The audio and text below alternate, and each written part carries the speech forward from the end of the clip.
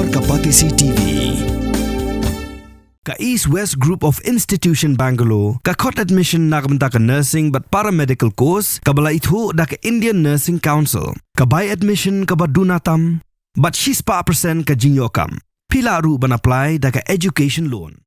Anil Antony ubadayu noilam ka BJP ubapay ka jalame galia ha ka arpotre uyayong arja phunrio ulah kentho tingia ya ki sang partai ki besong ha ka Liang Pyrshah ha parliament ki ba kenthup ya ka Indian National Congress ka Trinamool Congress ka Dravida Munetra ka Zahagam bat ka Samajwadi Party ki ba Khanglad ban penthut ya ka jingesong dorbar ha ka khanrio bat ka khanyo tre uyayong arja phunrio da ka ba Khanglad ban pelong an ya ka Women's Reservation Bill ha ka jingekran ba kilap thai ko bor hanong ba shilong Antony ulaong ba ka BJP kan ya khon ban penyo ya ka hok chungki Kynthei khnang ban pentikina ba ki Kynthei ru kinyo ya ka bha ban ni shimanta ban thau ya ki an gi kanun ha ki yeng dorbar thawai.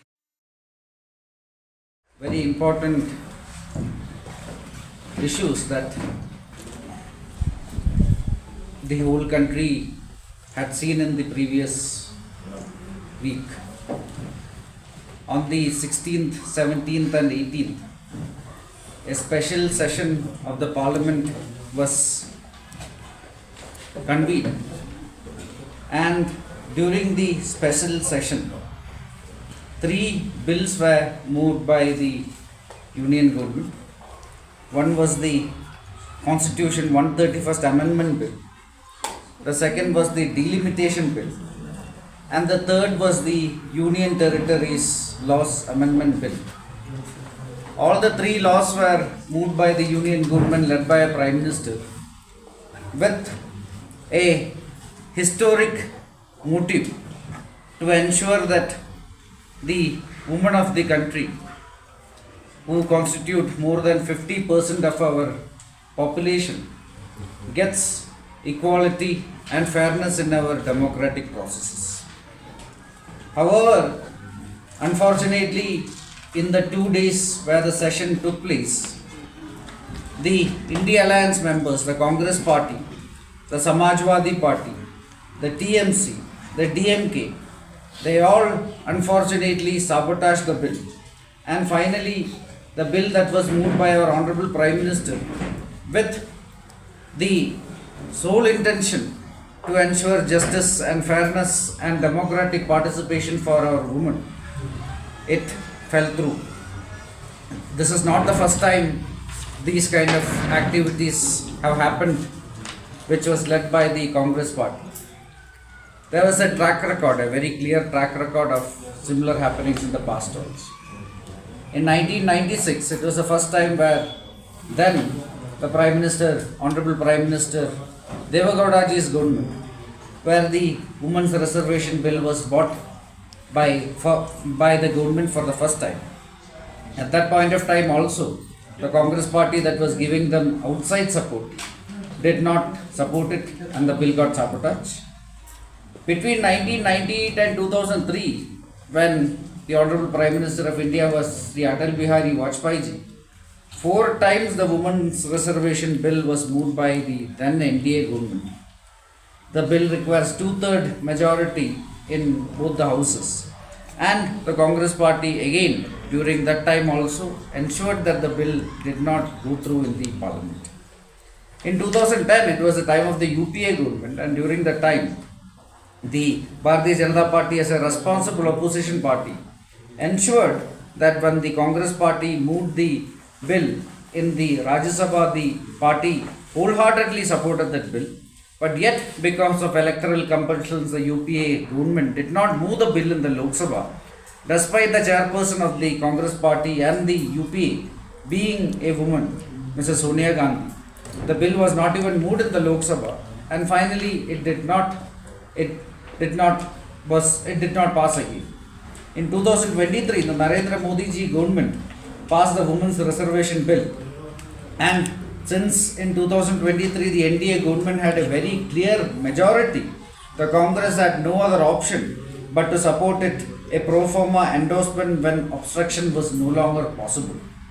However, according to the bill that was passed in 2023, it was linked to the delimitation process and the census of the currently ongoing census, which will only be over by 2027.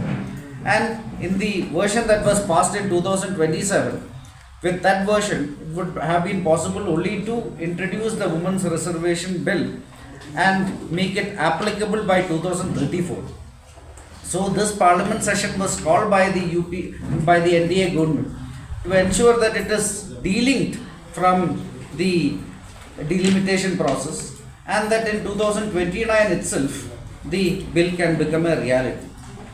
However, once again, when it was moved in the parliament, the Congress party and the India Alliance members, they created a lot of false narration and ensured that the bill does not go through.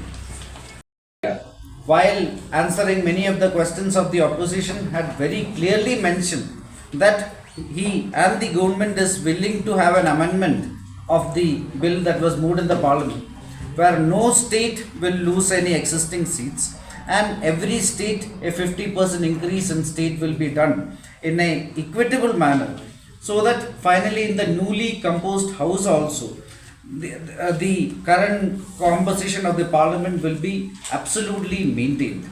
Every state in India, including the state of Meghalaya, would have seen an increase in Lok Sabha seat. Currently Meghalaya have 2 Lok Sabha MPs, it would have become 3, and it would have ensured that at least 1 out of 3 MPs in the state of Meghalaya also would always have been a woman.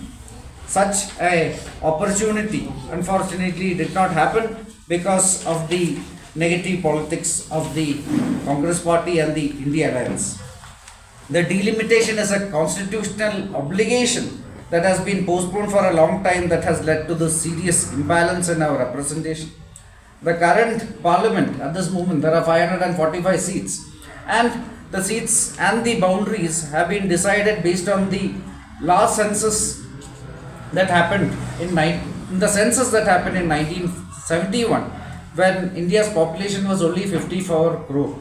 Now India's population is 140 crore, and the current amendments of the bill that was brought in by the NDA government would have ensured that the current parliamentary realities will be proportional to the existing realities in the country, and that our women, who are 50% of our population, would have got equitable democratic participation.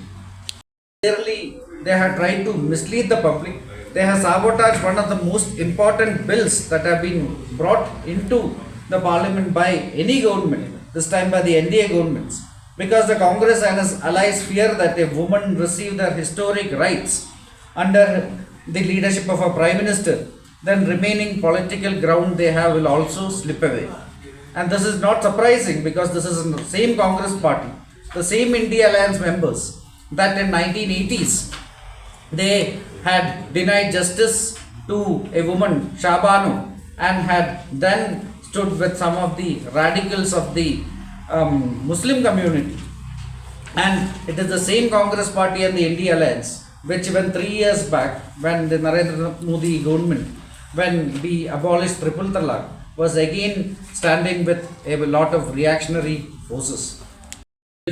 Absolutely ensure the population of India, the public of India, is that the Modi government will firmly fight these anti-woman forces in the opposition, the Congress party and the India Alliance members, for the rights of women, so that half the population of the country receives the place it rightfully deserves. The time has come for our women to respond through the power of their vote and push these arrogant and anti-woman parties to the margins of politics forever. The Bharatiya Janata Party strongly condemns the shameful, the undemocratic and anti-woman conduct of the opposition alliance, which we all witnessed in the parliament on the 16th and 17th of April. I thank you all for your attention. As I had already mentioned earlier, there had been multiple instances in the past when various governments, once by Devagowdaji's government, 4 times by Atal Bihari Vajpayeeji's government, where various governments had tried to bring in the women's reservation bill. But the current opposition that now claims to be supporting the women's reservation bill and delimitation, all those times they raised technical issues and did not support. now also in 2023, it was almost a unanimous vote where 400 plus number of parliaments, when compared to 2 against, had supported the 2003 version of the bill.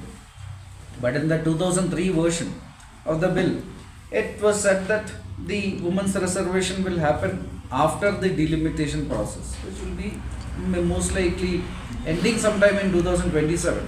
And after all the due processes, most likely the women's reservation bill in the 2023 version would have only started from 2034 or beyond. You asked a question which is why not in the current form. The reasons are many. At this moment there are 545 seats, and in the women's reservation bill, 1/3 of the seats will be reserved for women. There will be a lot of political, even among the opposition itself, the parties that are claiming to support women's reservation bill itself, there will be a lot of lack of consensus when it comes to the seats that need to be reserved, which will again create another technical issue, which will ensure that this bill again won't become a reality. Which is why our Prime Minister and our government had done a methodological analysis and study of the situation. And finally, the Home Minister on the floor of the Parliament had very clearly said that what we are going to do is we are going to increase the number of seats by 50% in every state. For example, the state of Meghalaya got 2 seats, it will become 3. The state of Kerala got 20 seats, it will become 30. The state of Uttar Pradesh got 80 seats, it will become 120. So every state will have a 50% increase in seats, and that new seats will be, or based on the delimitation committee's recommendations, 50% of those, 33% of those seats will be reserved seats. So this way, it will ensure that there is fairness, and it is also representing current realities. Currently the 545 seats we have, it is based on 1971 census, where India's population was only 54 crore. Now India's population is 140 crore. And in many of the constituencies across India now, there are a lot of imbalances because of, rise and fall of population in many places. All that would have been corrected right now. And the government was proposing equity and fairness and democratic participation for women, and also the parliament participation based on current realities. Thank you for your question. So one thing which we can again categorically say, at this moment in Meghalaya the party only have 2 MPs, but I am very sure that many of them contested this, that they couldn't get elected. I am in the stage today with 4 or 5 of our senior most women leaders in Meghalaya, and multiple of them had contested last election, and we are very sure that in the coming years we will see more MLAs of Bharatiya Janata Party in Meghalaya, and also many women MLAs in Meghalaya also. And again, I can also very confidently assure you that the Bharatiya Janata Party is the only party in India which actually ensures that there is equitable women's representation among our office bearers also. Our elected representatives is in the hands of the people, and we are going to keep working and ensure that with time we will have multiple women's representatives also in the houses. But as far as our office bearers are concerned, in the national level, in the state level, in the district and in the booth level, we have always ensured that there is a minimum women's representation of a good number, which is substantially higher than any other national party across India. So, and in all the levels we are the party with the most number of women MPs, we are the party with the most number of women MLAs across India, we are the party with the most number of women ministers across India. It's in anybody's hands. It is based on a lot of processes. But you never had women candidate for Shillong constituency Lok Sabha election. See, who will be the candidate in any election is not something which is based on just one factor. It is based on many factors. There will be many candidates who will be applying or showing interest, and finally the state leadership and the central leadership together will take the appropriate decision of who will be the apt candidate. There is a central election committee of the party which has a prime minister, the home minister, most of the other senior leaders, including former presidents, the current president, etc. And the Central Election Committee takes decisions based on many criteria. And we will ensure that the best possible candidate, if we are contesting an election, will be contested. But at the same time, it is not possible to say who that candidate is or... At least, do you have aspiring women candidate for Shillong constituency by-election? That is not something that I am aware of, to be very honest. It's too early to even discuss about it because the Election Commission still hasn't notified. We have very competent women leaders in Shillong also. See, we are very confident that now the Garo Hills, the ADC elections have been postponed, I believe, to October. But the Bharatiya Janata Party was fully prepared for that election. Before the unfortunate turn of events, we were one of the first parties to announce our candidates for that election. In 29 seats, almost every seat except 3 or 4, we had announced our candidates and our candidates were on the ground. Last time we had 2 seats there. This time we will definitely improve our performance. And 2028 you can expect the Bharatiya Janata Party to be a much bigger political player in the state of Meghalaya also. In the last few years, across the northeast, the Bharatiya Janata Party has been expanding our footprints. 7 years back in the northeast, the party did not have a single state. Now 7 of the 8 states are governed by the NDA, including Meghalaya. 4 states, the BJP is the largest party, including in Assam, Arunachal, Manipur and Tripura. And in other states also the party is expanding our footprints. We will definitely see the party expand and get more representatives here. Like in every other state, the party is aspiring to be the number 1 party in Meghalaya also. It is ongoing in several states across India. The Election Commission has announced for after Bihar. Bihar was the first election where after a while the SIR was restarted. The SIR is not a special intensive revision. This is not the first time in India's history it is happening. It is something that is mandated by the Constitution. And from 1950s, every decade, I don't have the exact years, but every decade from 1950s, in a regular interval, this process has happened. During the UPA government's time also, it has happened 2 or 3 times. And now after a brief period, the process is restarting. It first happened in Bihar, now 12 more states the process is ongoing. And the purpose of the SIR is to ensure that, there are 3 main purposes. One is to ensure that every person who is over 18 is in the electoral roll.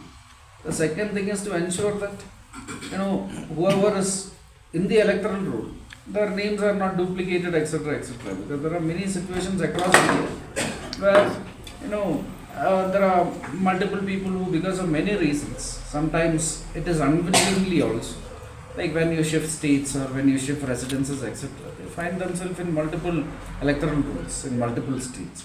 So these kind of things, now it is linked to the Aadhaar and the electoral ID also.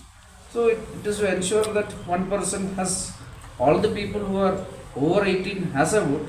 The second thing is to ensure that a person only has 1 vote.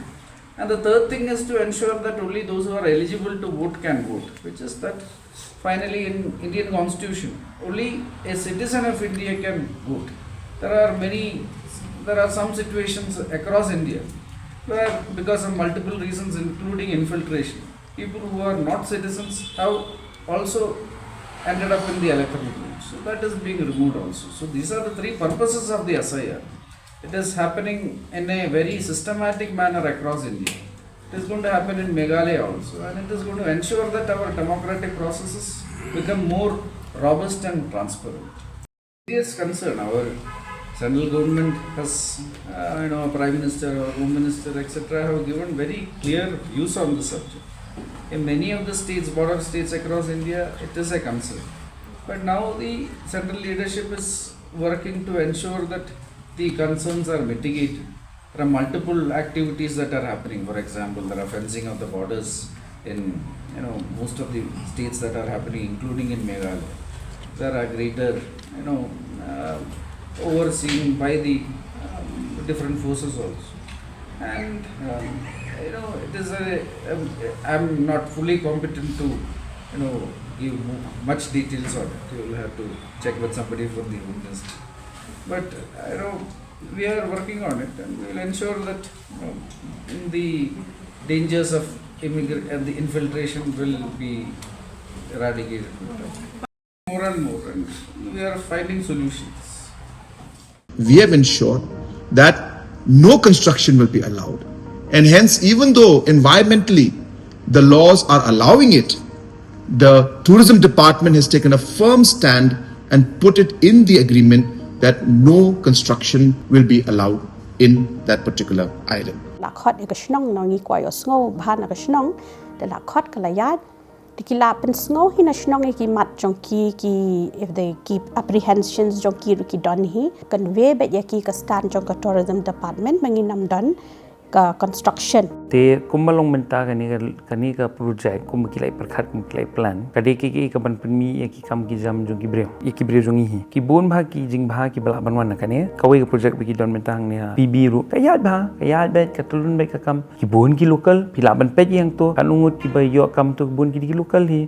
Government has made it clear in the agreement that no structure is going to be allowed in the island. Kanu ka commercial unit ka bawan hang ni hakajalla kadon kata kendon ka 90% of non-managerial posts kan led shaki locals, 50% managerial posts ru kan led shaki local. Other than that, ka shulang tang kata let us work together and let us promote our state for good things to come in the future for our youths and all other categories. Namarba ka ka bapi amnod ngiru hang ni Shuaban take up yung project. Hindi ban suto bakla.